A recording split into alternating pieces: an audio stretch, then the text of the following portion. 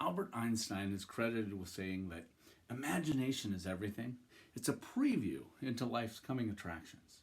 Can you remember as a child when you had a big day coming up? Maybe it was a birthday or a holiday, or maybe you were going to Disneyland. Do you remember that excitement that you felt when you woke up that morning? And as an adult, when was the last time that you had that feeling? Wouldn't it be great if we could consistently have that feeling? An exciting life, it begins with dreaming. Think about your dreams, and I mean your wildest dreams. When we start going after our wildest dreams, we invite that excitement into our lives. Remember that excitement that you felt as a kid? You can create that consistently. For each of us, there is a beginning and there is an end. Imagine for a moment being at the end of your journey, years down the road. You're looking backward on your life. What would make you excited in that moment? What would make you give a fist bump and say, yes, I did it? What are the accomplishments that you're going to be proud of? Now remember, we're looking back from the future, so these are events that haven't happened yet. You have the power to create what you want. So, what are the accomplishments that haven't happened yet? What are the moments that you're going to look back on? You're going to beam with pride. Who are the people that are going to be standing around the bed in that moment? And what do you want them to say about you, to think, and to feel? We have the power to create what we want. Martin Luther King Jr., he had a dream, and his was so powerful that it's still unfolding today, 50 years after he's gone.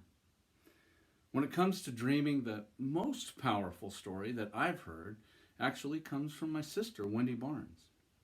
She had spent 13 years under the mental control of a trafficker, formerly known as a pimp. Today, she'd be considered a victim, but in 1999, she was considered a perpetrator. And after serving 2 years in prison, she decided that she wanted a different life. During a group therapy session, she was asked to write down what was good about herself. The mind control that had been placed on her by her trafficker caused her to stare at the page while everybody else in the group feverishly wrote.